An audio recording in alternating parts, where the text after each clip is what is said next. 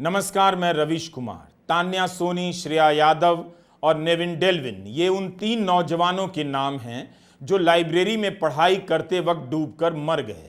दिल्ली की हालत ऐसी कर दी गई है कि कभी भी बारिश का पानी, नाले का पानी आपके घरों में घुसकर किसी की जान ले सकता है। हर बारिश में ऐसा होता हुआ हम देखते हैं और हर बारिश के बाद दिल्ली वाले और दिल्ली चलाने वाले दोनों भूल जाते हैं। दिल्ली में सिविल सेवा की परीक्षा की तैयारी करने वाले तीनों छात्रों की मौत के बाद अभी तक सारी बातें कही जा चुकी हैं, लेकिन एक्शन कुछ भी नहीं हुआ। इमारतों को सील कर देना, डिविजनल कमिश्नर से रिपोर्ट मांगना, यह सब वो एक्शन है जो किसी भी दुर्घटना के बाद लिए ही जाते हैं, पहले भी लिए जाते रहे हैं और इमारतों के सील होने के बाद भी सब कुछ वैसा ही चलता मिल जाता है। इस वीडियो को आप पूरा देखिएगा, क्योंकि यह भी आपकी गिरफ्तारी का कारण हो सकता है कि बारिश के कारण सड़क पर पानी भरा है और आपकी गाड़ी की रफ्तार से पानी में लहरें पैदा होती हैं और कोई इमारत गिर जाती है। आप जेल जाएंगे।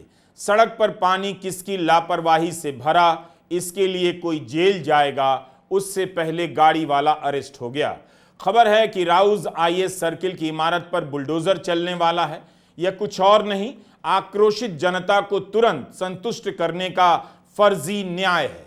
क्या बाकी इमारतों पर भी बुलडोजर तुरंत ही चलेगा जिन्होंने एनओसी नहीं ली और फायर सेफ्टी की एनओसी लेने के बाद भी कोई ठोस इंतजाम नहीं किए? एक नियम लागू नहीं हो पाता और एक इमारत पर बुलडोजर चलाकर कार्रवाई की नौटंकी की जाती है, जो अब बंद हो जानी चाहिए।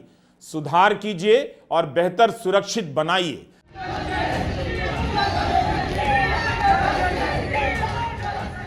छात्रों को किसी सवाल का जवाब मिल नहीं रहा, जबकि छात्रों की मांगे एकदम स्पष्ट हैं। उनका कहना है कि पुलिस और प्रशासन पहले बताए कि मरने वालों की सही संख्या क्या है। छात्रों को शक है कि संख्या ज्यादा हो सकती है। दूसरा, सुरक्षा में चूक के लिए जिम्मेदार अधिकारी के खिलाफ सख्त कार्रवाई होनी चाहिए। उन कोचिंग संस्थाओं के खिलाफ भी एक्शन लिया जाए जो नियमों का पालन नहीं करते। इलाके में बिजली के तारों और ड्रेनेज सिस्टम को ठीक किया जाना चाहिए। किराए की वसूली में मनमानी नहीं होनी चाहिए। छात्र लगातार प्रदर्शन कर रहे हैं, उन्हें राजनीति के सवाल भी बखूबी मालूम है। करोड़ों रुपए कमाने वाले कोचिंग संस्थानों ने तीनों छात्रों के लिए कोई मुआवजा नहीं दिया। इन संस्थानों के पास इतना पैसा है कि हर दूसरे दिन अखबारों में पूरे पन्ने का विज्ञापन छपता रहता है, तो मुआवजा देने में देरी क्यों? ऐसी भी खबरें हैं कि छात्रों को हिरासत में लिया गया क्योंकि वे अपनी मांगों को लेकर आंदोलन कर रहे हैं। लेकिन इससे हासिल क्या होगा? क्या अगली दुर्घटना टल जाएगी? अब आते हैं बहस के बिंदुओं पर। वैसे बहस से भी कोई रिजल्ट नहीं निकल रहा है।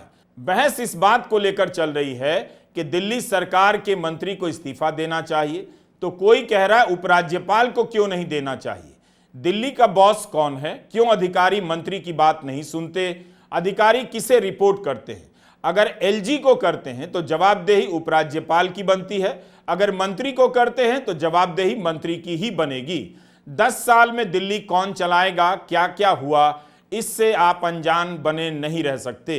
दिल्ली की प्रशासनिक व्यवस्था का यह हाल किसने किया, इसकी जवाबदेही आप तय नहीं कर पाएंगे, क्योंकि जनाब सभी प्रकार की जवाबदेहियों से ऊपर उठ चुके हैं। चूंकि इसे लेकर काफी बहस हो रही है, तो संक्षेप में पहले इसी को देखते हैं। 2015 में गृह मंत्रालय ने एक नोटिफिकेशन जारी किया कि दिल्ली में सर्विसेज यानी नौकरशाही पर उपराज्यपाल का नियंत्रण रहेगा। सर्विसेज के मामले में 5 जजों की संविधान पीठ ने 11 मई 2023 को अलग से फैसला दिया कि इसके विनियमन की शक्ति दिल्ली सरकार के पास है। कोर्ट ने कहा कि दिल्ली का मॉडल अपने आप में एक अलग मॉडल है और अन्य केंद्र शासित प्रदेशों जैसा नहीं है। पुलिस, पब्लिक ऑर्डर और जमीन को छोड़कर बाकी अधिकार क्षेत्र दिल्ली सरकार का है।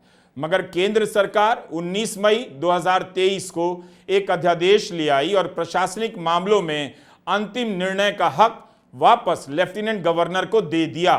इस अध्यादेश में यह लिखा गया था कि राजधानी में हुई कोई भी घटना या निर्णय सिर्फ इसके निवासियों को ही नहीं, पूरे देश को प्रभावित करता है। अंतर्राष्ट्रीय वैश्विक परिदृश्य पर इसके चलते हमारी राष्ट्रीय प्रतिष्ठा, छवि, विश्वसनीयता और सम्मान दांव पर लगे होते हैं।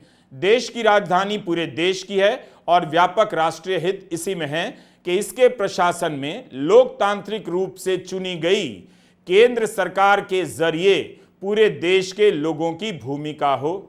तो क्या दिल्ली की जनता ने अपनी सरकार के लिए विधायकों का लोकतांत्रिक तरीके से चुनाव नहीं किया था? अगस्त 2023 में इसे कानूनी जामा पहना दिया गया और सुप्रीम कोर्ट का फैसला पलट दिया गया। अब जब अफसरों पर उपराज्यपाल का नियंत्रण होगा तो जवाबदेही किसकी होनी चाहिए यह आप तय कर सकते हैं। भारत में किसी आम आदमी की जान जाती है मगर जवाबदेही कहीं तय नहीं होती। 5 साल पहले सूरत के तक्षशिला आर्केड में आग लगी, कोचिंग के लिए गए 22 छात्र जलकर मर गए। अभी तक अदालती प्रक्रिया पूरी नहीं हुई है। राजकोट में गेमिंग सेंटर में 27 युवा जलकर मर गए, किसी का इस्तीफा नहीं हुआ। कई बार ऐसी घटनाओं के बाद इमारतें सील हुई हैं, लेकिन क्या इमारतें इससे सुरक्षित हुई हैं, ये बड़ा सवाल है। टाइम्स ऑफ इंडिया की मई 2024 की यह रिपोर्ट है कि तक्षशिला आर्केड के मामले में सभी आरोपी बेल पर बाहर हैं। अभिभावकों का बयान छपा है कि उनकी मांग के बावजूद मामले को फास्ट ट्रैक कोर्ट में नहीं भेजा गया। इस मामले में किसी का इस्तीफा नहीं हुआ, मुख्यमंत्री से लेकर मंत्री तक ने इस्तीफा नहीं दिया। फिर भी अगर पब्लिक की राय बनती है कि तीनों छात्रों की मौत के मामले में इस्तीफा होना चाहिए, तब यह तय करना ही होगा कि इस्तीफा किसका हो, विधायक का, सांसद का, दिल्ली सरकार के मंत्री का और दिल्ली के उपराज्यपाल का। मेरे पास एक समाधान है। अगर इस बहस का जज रेल मंत्री अश्विनी वैष्णव को बना दिया जाए तो वे सही फैसला कर सकेंगे। वही बता पाएंगे कि बालेश्वर में 290 यात्रियों के मारे जाने के बाद इस्तीफा ना देने के लिए क्या करना पड़ता है। किसी भी रेल दुर्घटना के समय खुद को जवाबदेही से ऊपर रखने की नैतिक प्रक्रिया क्या क्या होती है। अगर वो तैयार नहीं होते तो राजनाथ सिंह भी इस्तीफा कमेटी के जज बनाए जा सकते हैं, जिन्होंने कहा था उनके यहां इस्तीफा नहीं होता है। इस बहस को आप कितना भी खींच लीजिए, तीनों छात्रों के मौत से जुड़े सवालों के जवाब नहीं मिलेंगे। इसलिए इस बहस को छोड़ एक्शन पर फोकस करते हैं। 13 इमारतें सील की गई हैं, लेकिन यह काफी नहीं है। क्या पूरी दिल्ली में नियमों का उल्लंघन करते हुए इतनी ही इमारतें पाई गईं? आगे बताएंगे कि ऐसी इमारतों की संख्या कई 100 में है। ओल्ड राजेंद्र नगर और दिल्ली भर में कोचिंग सेंटर से लेकर बेसमेंट या तंग जगहों में चलने वाली लाइब्रेरी की संख्या कितनी है? क्या फायर सेफ्टी लेते समय बताया जाता है कि लाइब्रेरी के लिए अनुमति मांगी जा रही है और 30 से 50 छात्र यहां एक साथ बैठकर पढ़ाई करेंगे? राउज आईएएस की एनओसी सोशल मीडिया पर वायरल है। इसमें तो यही बताया जा रहा है कि पार्किंग और स्टोरेज के लिए एनओसी दी गई, फिर लाइब्रेरी कैसे खुल गई? दूसरा यह भी बताया जाए कि दिल्ली भर में और ओल्ड राजेंद्र नगर में कितनी ऐसी लाइब्रेरी है जिनकी एनओसी लाइब्रेरी के नाम पर ली गई है, और लाइब्रेरी का मालिक कौन है, कोचिंग या कोई और भी सामान्य मकान मालिक? 12 से 24 घंटे की लाइब्रेरी होती है। इस हिसाब से 2000 से 5000 रुपया महीना किराया लगता है। हम यह भी जानना चाहेंगे कि क्या इसके लिए छात्रों को कोई बिल दिया जाता है या एक तरह का काला धन उत्पादन केंद्र है? कुछ लाइब्रेरियां बिल देती हैं, मगर कुछ के बारे में सुनने को मिला रजिस्टर पर नाम लिखा जाता है, बिल नहीं दिया जाता। तब तो यह काला धन बनाने का जरिया भी है। लाइब्रेरी की कमाई पर सरकार के पास क्या जवाब है, बताना चाहिए। केंद्र सरकार को बताना चाहिए कि दिल्ली में कितनी लाइब्रेरी चल रही हैं, उनकी कमाई पर टैक्स लिया जा रहा है या नहीं। अब आते हैं बायोमेट्रिक डोर लॉक के सवाल पर। राउज आईएएस कोचिंग के जिस सेंटर पर हादसा हुआ उसके बारे में कुछ लोग कह रहे हैं कि 26 जुलाई को पटेल नगर में करंट लगने से यूपीएससी की तैयारी करने वाले एक छात्र नीलेश राय की मौत हो गई। उसके बाद से निर्देश थे कि ज्यादा बारिश होने या पानी भरने पर करंट के खतरे से बचने के लिए बिजली के कनेक्शन काट दिए जाएं। हम इस निर्देश की पुष्टि नहीं कर सकते, लेकिन वह घटना भी लगता है भुला दी गई है। राउज आईएएस की इमारत को लेकर छात्रों का कहना है कि बिजली जाते ही बायोमेट्रिक दरवाजा बंद हो गया, खुला ही नहीं। कई लाइब्रेरी के दरवाजे पर बायोमेट्रिक लॉक हैं। छात्रों के पास कार्ड होता है और वे कार्ड की मदद से लाइब्रेरी में जा सकते हैं। दरवाजा भीतर से पुश बटन से खुलता है। दुर्घटना के समय अगर लॉक नहीं खुला तो खतरनाक हो सकता है। एमसीडी ने क्यों नहीं पता किया जहां 30-40 छात्र पढ़ेंगे वहां से निकलने की क्या व्यवस्था है?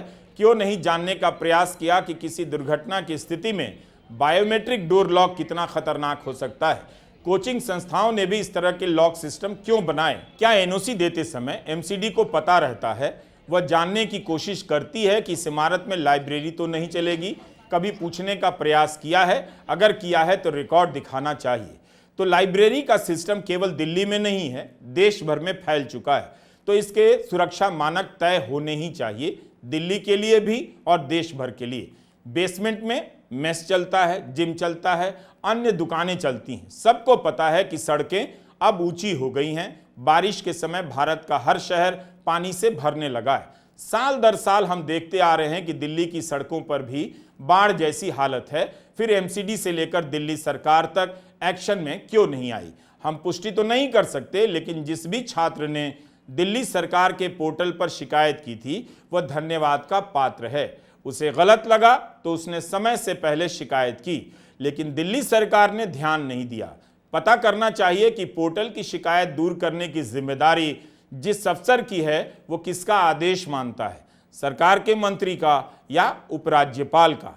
यह पत्र काफी वायरल है कि किशोर सिंह कुशवाहा ने 26 जून को शिकायत की कि राव आईएएस इंस्टीट्यूट में बिना अनुमति के बेसमेंट में क्लास का संचालन हो रहा है, जिससे विद्यार्थियों और स्टाफ की जान को खतरा है। कोई बड़ी दुर्घटना होने की संभावना है। दिल्ली सरकार के पोर्टल पर यह शिकायत की गई, तो पोर्टल पर की गई शिकायतों का हाल भी इसी से पता चला और अब सरकार नहीं कह सकती कि उसे पता नहीं था। किशोर सिंह कुशवाहा ने एक बार नहीं 15 और 22 जुलाई को भी फिर से शिकायत की और याद दिलाया। 27 जुलाई की शाम दुर्घटना हो गई, 3 छात्रों की मौत हो गई। कुशवाहा ने अपनी शिकायत में यह भी लिखा था कि इस मामले में जब संबंधित संस्था को सूचना दी गई तो कहा गया इसका पैसा दिल्ली नगर निगम कमिश्नर को जाता है। इस प्रकार ये एमसीडी में भ्रष्टाचार का बड़ा उदाहरण दिखाई देता है, लेकिन घटना के दिन तक इस शिकायत पर कोई कार्रवाई नहीं हुई थी। किशोर सिंह कुशवाहा ने अपना काम कर दिया। इसके बाद भी यह दुर्घटना हुई और 3 छात्रों की मौत हुई। जब दुर्घटना से 1 महीना पहले शिकायत करने पर कुछ नहीं हुआ तो जाहिर है दुर्घटना के बाद फोन करने पर मदद का तुरंत नहीं पहुंचना भी हैरान नहीं करता है। कई छात्रों ने आरोप लगाया मदद देर से पहुंची। कोई जानने का प्रयास नहीं करता जहां फोन किया गया था वहां उस समय क्या कुछ उपलब्ध था, देर क्यों हुई, यह सवाल भुला दिया गया है। 28 जुलाई के द हिंदू अखबार में निखिल एम बाबू और अलीशा दत्ता की रिपोर्ट है। शाम 7 बजे फायर सर्विस को कॉल गई कि ओल्ड राजेंद्र नगर के एक कोचिंग इंस्टीट्यूट के बेसमेंट में पानी भर गया है, बच्चे उसमें फंस गए हैं। 5 अग्निशमन गाड़ियां वहां भेजी गई। दिल्ली पुलिस, एनडीआरएफ और दिल्ली फायर सर्विस के लोग भी फौरन मौके पर पहुंचे। इलाके के डीसीपी एम हर्षवर्धन ने बताया कि भारी बारिश से इलाके में पानी जमा था।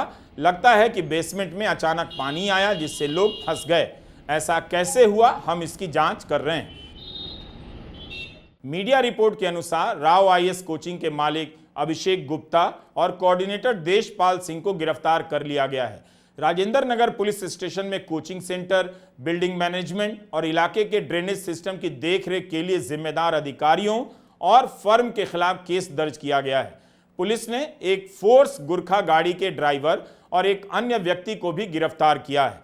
पुलिस का कहना है कि यह गाड़ी बारिश में पानी से भरे रास्ते पर तेज रफ्तार से आई और राव आईएएस के गेट से टकराई, जिससे दरवाजे पर दबाव पड़ा और वो टूट गया। डीसीपी ने कहा गिरफ्तार किए गए ड्राइवर की लापरवाही साबित हुई है। हो सकता है कि यह कारण रहा हो, लेकिन क्या ड्राइवर जानता था कि पानी इतना भरा हुआ है तो कितनी रफ्तार से गाड़ी चलानी है ताकि लहरों से बेसमेंट में पानी न जाए?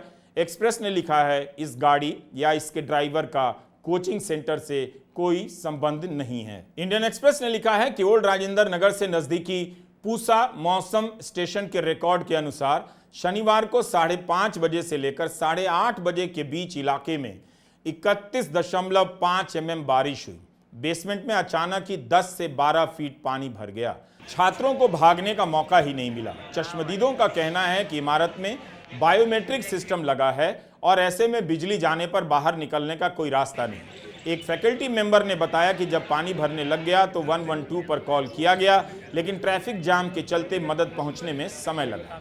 एमसीडी ने क्या किया, क्या कर सकती थी?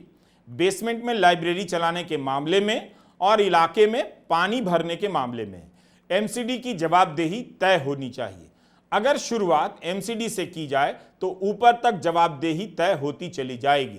एमसीडी के कमिश्नर की नियुक्ति कौन करता है और नियमों को लागू करने में इनकी क्या भूमिका है, इनके पास कितना स्टाफ है इलाके के अनुसार। एमसीडी को ही पता होगा कि ओल्ड राजेंद्र नगर में कितने बेसमेंट बने हैं और सड़कों पर पानी भरने से क्या खतरा हो सकता है। यही नहीं, जहां भी कोचिंग चल रहे हैं किसी भी शहर में, दिल्ली या पटना में, आप जांच करेंगे तो इसी तरह की लापरवाहियां सामने आएंगी। गनीमत है कि दुर्घटनाएं रोज नहीं होती, लेकिन हर जगह दुर्घटनाओं के कारण व्यापक रूप से मौजूद रहते हैं। 3 छात्रों की मौत के बाद टाइम्स ऑफ इंडिया के सिद्धांत मिश्रा ने बेसमेंट की स्थिति और नियमों को लेकर एक रिपोर्ट की है। मॉडल टाउन रेजिडेंट एसोसिएशन और नेहरू प्लेस मार्केट एसोसिएशन के प्रमुखों ने गंभीर चिंता व्यक्त की है कि इन क्षेत्रों में भी बेसमेंट का धड़ल्ले से मनचाहा इस्तेमाल हो रहा है और यह एक किसी बड़ी त्रासदी को निमंत्रण जैसा है। जैसे ही आप एक इमारत से हटकर बेसमेंट और सुरक्षा इंतजामों को लेकर दिल्ली में नजर दौड़ाते हैं, आपको दिखने लग जाता है कि जवाबदेही भले तय ना हो पाए, लेकिन यह तय कर पाना मुश्किल नहीं कि इस शहर में कहीं भी कोई भी नियम ठीक से लागू नहीं होता। इन नियमों के हिसाब से कुछ भी लागू करना अब असंभव हो चुका है। किसी भी अधिकारी के बस की बात नहीं कि वह सील करना शुरू कर दे। एक से एक प्रभावशाली लोगों की इमारतें हैं, सबको पता है दिल्ली कैसे चल रही है और सबने मिलकर इस शहर के नियमों की इतनी धज्जियां उड़ा रखी हैं कि इन पर कार्रवाई करना असंभव है। आप भी वास्तविकता जानते हैं। दिल्ली सरकार के एक मंत्री सौरभ भारद्वाज ने वीडियो ट्वीट किया। मंत्री अधिकारी से विनती कर रहे हैं, नाले की सफाई का काम देखने चलिए और आईएएस अफसर जाने की बात नहीं करते। क्या कभी आपने सुना है कि मंत्री कहें और आईएएस इनकार कर दें? क्या यही आईएएस दूसरे राज्यों में जहां बीजेपी की सरकार है इस तरह से बोल सकते हैं? सौरभ भारद्वाज के अनुसार यह वीडियो इसी 29 जून का है। नालों की सफाई को लेकर बात हो रही थी। रोड की तो बात कर रहे हैं सब यहाँ बैठ के कि मिंटो रोड की बात कर रहे हैं, आजाद मार्केट की, इसकी उसकी, लेकिन जो पतली गलियां हैं, छोटी गलियां हैं, कॉलोनीज हैं, उसके अंदर डिसिल्टिंग नहीं हुई है, लेबर नहीं है। अनबरासू जी, आज भी पुरानी दिल्ली की फाइल मेरे ख्याल से लेबर की अटकी हुई है। मैंने कब आपसे रिक्वेस्ट करी थी सर? 3-4 महीने पहले। पुराना दिल्ली का छोटी गली sir, it is not with me sir. नहीं, आज अगर वहाँ मिस हैपनिंग होती है, अगर आप राउंड लगाओगे, पुरानी दिल्ली की बात मैं खुद कर रहा हूँ, शायद वो मीटिंग से हटके हो, लेकिन ये और भी जो कॉलोनियाँ हैं हमारी, चाहे वो पटपड़गंज हो, चाहे पंजाबी बाग हो, चाहे रोहिणी हो, पीतमपुरा हो, कुछ भी हो, तो कॉलोनियों में भी पानी भर रहा है और डिसिल्टिंग नहीं हो रही किसी वजह से, क्योंकि लेबर हमने किसी वजह से कम कर दी। क्यों कम कर दी पता नहीं। आज आप चीफ सेक्रेटरी साहब, अगर आप एक राउंड रख लें खुद पर्सनल, मेरे साथ चलें आज अभी, तो आपको अंदाज़ा होगा लोग कितने परेशान हैं। मेरी आपसे रिक्वेस्ट है कि जो जायज़ लेबर है आप एसेस करके कम से कम लेबर बढ़ा दें। जो अभी तक डिसिल्टिंग नहीं हो पा रही है वो हो जाए कम से कम, क्योंकि 2-3 दिन में बरसात चालू होनी है और तेज़ होगी बरसात, तो लोगों को तकलीफ का सामना करना पड़ेगा। मैं ऐसा नहीं कह रहा मेरे घर की लाइन खोल दो आप या गोपाल राय जी के घर का कर दो, लेकिन इसको थोड़ा एसेस कर लो आप, क्योंकि जो आपने एसेस करके 2-2, 3-3 लेबर आपने दी हुई है, वो कुछ नहीं हो रहा उससे। सर आप जल बोर्ड के बारे में कह रहे हैं सर, पीडब्ल्यूडी के बारे में? जल बोर्ड सर, बरसात का पानी जल बोर्ड का लाइन में आना नहीं है सर, वो आ रहा है तो दैट इज दूसरी बात है। आता है। ड्रेनेज की सफाई का मुद्दा अंतहीन हो चुका है दिल्ली और दूसरे शहरों के लिए। लोग हर साल वीडियो बनाते हैं, जल जमाव का वायरल कराते हैं, अगले साल फिर से वही करते हैं। भारत के शायद ही किसी शहर के पास इसका ठोस जवाब मौजूद है, या वो दावा कर दे कि बारिश से पहले ड्रेनेज साफ किया गया है। बारिश का पैटर्न भी बदला है। दिल्ली में 100 नए जगहों की पहचान हुई है जहां कभी पानी नहीं जमता था, वहां बाढ़ जैसी स्थिति पैदा हो सकती है। इसका एक कारण यह भी है कि अब बारिश एक ही दिन और एक ही घंटे में इतनी हो जाती है जितनी 10 दिनों या महीनों में होती है। हमारे शहर बड़ी दुर्घटनाओं के लिए हर समय तैयार हो चुके हैं। एक बार नजर घुमाकर देखिए, अव्यवस्थाओं का समंदर आपको नजर आएगा। हिंदुस्तान टाइम्स में 27 जून को ही स्नेहिल सिन्हा और पारस सिंह की एक रिपोर्ट है, पीडब्ल्यूडी की रिपोर्ट है कि इस साल 100 से अधिक नए क्षेत्रों की सूची बनी है जहां बारिश के समय जल जमाव हो सकता है, बाढ़ जैसी स्थिति पैदा हो सकती है। ऐसे नए क्षेत्र ज्यादातर रिंग रोड से सटे हैं। इसी के साथ दिल्ली भर में 308 ऐसे क्षेत्र बन गए हैं जहां मॉनसून में बाढ़ का खतरा है। एक्सपर्ट का कहना है कि ड्रेनेज सिस्टम की सफाई पर्याप्त नहीं है, सड़कों का रखरखाव कई तरह की एजेंसियां करती हैं और ड्रेनेज अब इतना पुराना हो चुका है कि जल जमाव और बाढ़ की घटनाएं आम होती जा रही हैं। यह भारत की राजधानी है, अगर यहां युद्ध स्तर पर इसका समाधान नहीं हो सकता तो फिर कहां होगा। जब जल जमाव और बाढ़ का खतरा इतना आम हो चुका है तब फिर बेसमेंट को लेकर नए सिरे से क्यों नहीं सोचा गया। बाकायदा मैपिंग होनी चाहिए थी कि किस इलाके में सड़कों की ऊंचाई बेसमेंट से या उसके उच्चतम तल से अधिक हो चुकी है। अब इस प्रगति मैदान के टनल को देखिए, यह तो नया बना है, इसमें कैसे पानी जमा हो जाता है, पानी भी रिसता है। हाल ही में बारिश आई तो इस टनल को 28 जून को 3 दिन के लिए बंद करना पड़ा। यह वीडियो बारिश के कारण बंद होने के ठीक बाद का है। मैं अपनी कार से जा रहा था, आप देख सकते हैं कि यहाँ कितनी धूल उड़ रही है, जैसे टनल के भीतर कच्ची सड़क हो। यहाँ धूल बारिश के पानी के साथ आई मिट्टी के कारण उड़ रही है। हाल की खबर है कि पीडब्ल्यूडी इस टनल के समानांतर एक अलग ड्रेनेज बना रही है ताकि टनल में पानी जमा होने की समस्या का हल निकाला जा सकेगा, ताकि बारिश के समय बंद करने की नौबत न आए। 2022 में प्रधानमंत्री मोदी ने इसका उद्घाटन किया। 777 करोड़ रुपए से टनल बना। कुछ जगह तो लागत 920 करोड़ तक बताई जाती है। तो फिर पानी कैसे निकलेगा, इसका इंतजाम क्यों नहीं हुआ? क्या इसके लिए किसी को इस्तीफा देना चाहिए? पीडब्ल्यूडी ने कह दिया कि इस टनल में रिपेयर का काम नहीं हो सकता, इसे सिरे से दोबारा बनाना होगा। बताइए, अब पीडब्ल्यूडी एक अलग ड्रेन बना रही है। अब इसी पर बहस होगी कि जब पीडब्ल्यूडी एक नई ड्रेन बनाएगी तो इसका उद्घाटन कौन करेगा? प्रधानमंत्री करेंगे या उपराज्यपाल या दिल्ली सरकार का कोई मंत्री?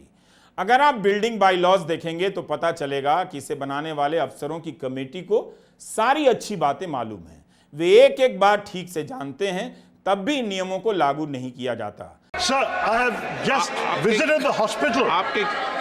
I've just visited the hospital and met with the uncle of the boy from Kerala who unfortunately lost his life on the weekend, sir. It's a shocking situation, and I have to say that when you have a brilliant student, all the dreams of serving the nation through taking the UPSC exam have been shattered and the hopes of the family have been shattered, sir. This is a matter which obviously calls for compensation, but no compensation can be enough for the tragic loss of life of a young man cut short in his prime, sir. Now, there are a number of serious issues that need to be addressed, as the previous speaker has pointed out.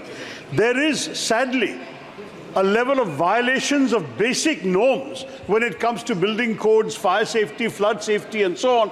That is rampant in the city. The corporation also has responsibility on this. So wait, I have seen in the hands of a journalist a certificate of clearance issued on the 9th of July, sir, by the corporation, allowing these people to do what they're doing, saying they're in compliance. Now, this kind of thing will have to be corrected, sir. At the same time, drains have to be cleaned. They're choked and clogged. Sir, let me just finish. The most important issue, and I say this on behalf of the family also, is to prevent such future tragedies. For this, there has to be a comprehensive inquiry, but there also has to be very specific steps taken to ensure that no other parents coming to our national capital from various parts of the country suffer this kind of loss and tragedies. देश भर से आने वाले जवान बहुत मुश्किल से दिल्ली में गुजारा करते हैं और पढ़ाई करते हैं, हड्डियां गला देते हैं। जनरल स्टडीज के सब्जेक्ट की कोचिंग के लिए लाख लाख रुपए की फीस है। टेस्ट के लिए 15 से 20 हजार रुपए की फीस है। इन छात्रों से दिल्ली को कितना पैसा मिलता है, यहाँ के बिजनेस को कितना पैसा मिलता है और उससे कितना टैक्स मिलता है, मंत्री को लोकसभा में जवाब देना चाहिए। लेकिन आप भी देखिए कि इन छात्रों की जान की परवाह किस तरह की जाती है। दिल्ली में लापरवाही की कोई माफी नहीं होनी चाहिए। आखिर दिल्ली इस हालत में पहुंची कैसे? पिछले साल सितंबर में मुखर्जी नगर में लड़कियों के एक पीजी में एकमात्र सीढ़ी पर लगे पावर मीटर पैनल में शॉर्ट सर्किट हो गया, जिससे आग लगी। 3 मंजिला इमारत थी, कई लोग घायल हो गए। यह इमारत भी बिना एनओसी के चल रही थी। दुर्घटना के बाद कोचिंग संस्थानों को सील करने की मुहिम शुरू हो गई, जिस तरह से इस बार शुरू हो गई। जनवरी 2020 में भजनपुरा में एजुकेशन पॉइंट कोचिंग संस्थान की छत गिर जाने के बाद 4 छात्रों की मौत हो गई, 14 घायल हो गए। जून 2023 में दिल्ली के एक कोचिंग सेंटर में आग लगी। मुखर्जी नगर के बत्रा कॉम्प्लेक्स के भंडारी हाउस में आग लगी थी। यह भी 3 मंजिला इमारत थी, जिसमें एक बेसमेंट और ग्राउंड फ्लोर भी था। जब आग लगी उस समय 250 लोग इमारत में थे। शॉर्ट सर्किट के कारण लगी इस आग में 60 से अधिक लोग घायल हुए। इमारत में अग्निशमन से जुड़ा कोई उपकरण नहीं था। प्रवेश और निकासी के लिए दरवाजे एक ही थे। वायरिंग तक खराब पाई गई। तब इस मामले में हाई कोर्ट ने अपनी तरफ से संज्ञान लिया, सुनवाई शुरू की। दिल्ली पुलिस को एक स्टेटस रिपोर्ट जमा करनी पड़ी जुलाई 2023 में कि दिल्ली में चल रहे 583 कोचिंग संस्थानों में से मात्र 67 के पास अग्निशमन विभाग का एनओसी था। ये हाल है इन संस्थानों का। हर स्तर पर जान से खेला जा रहा है। दिल्ली फायर सर्विसेज ने स्टेटस रिपोर्ट में कहा 461 कोचिंग संस्थानों का सर्वे कर यह पाया गया कि फायर सेफ्टी के तरीकों का पालन नहीं हो रहा। दिल्ली सरकार ने भी कोर्ट को बताया कि 95% कोचिंग संस्थानों के पास अग्निशमन विभाग द्वारा जारी किया जाने वाला फायर सेफ्टी सर्टिफिकेट नहीं था, जबकि यह एक कानूनी आवश्यकता है। चीफ जस्टिस सतीश चंद्र शर्मा की अध्यक्षता वाली बेंच ने कहा, जिन कोचिंग संस्थानों में मास्टर प्लान 2021 के अनुसार नियमों का पालन नहीं हो रहा, उन्हें बंद कर दिया जाए। किसी भी घटना का कोई दूरगामी असर नहीं होता, खाना पूर्ति वाला एक्शन लिया जाता है। दिल्ली में कोचिंग सेंटर को लेकर कई तरह की दुर्घटनाएं हो चुकी हैं। वही सब हुआ, इमारतें सील की गईं, केस हुआ, फिर सब कुछ पहले के जैसा चलता रहा। कोचिंग संस्थानों के मामले में लगता है नियमों की परवाह किसी को नहीं। यह सब तब होता है जब इस मामले में हाई कोर्ट, एमसीडी या दिल्ली पुलिस या दिल्ली सरकार से कहीं ज्यादा सतर्क और सक्रिय रहा है। इसी अप्रैल 2024 में दिल्ली हाई कोर्ट ने मुखर्जी नगर में चल रहे कोचिंग संस्थानों के निरीक्षण का आदेश दिया। नाम के लिए 6 संस्थानों को सील किया गया और कहा गया कि जिन लोगों ने पालन नहीं किया उनके खिलाफ कार्रवाई होगी। सरकार का हर काम फ्यूचर टेंस में होता है और जनता के जीवन से खिलवाड़ प्रेजेंट टेंस में हो जाता है। वह फ्यूचर के लायक बचती ही नहीं। केंद्र की जांच एजेंसियां, संपादक और सांसद को अवैध तरीके से गिरफ्तार करती हैं और हम एमसीडी से उम्मीद करते हैं कि वह अवैध तरीके से चल रही लाइब्रेरी या चल रहे कोचिंग संस्थानों को बंद कर दे। नमस्कार, मैं रवीश कुमार।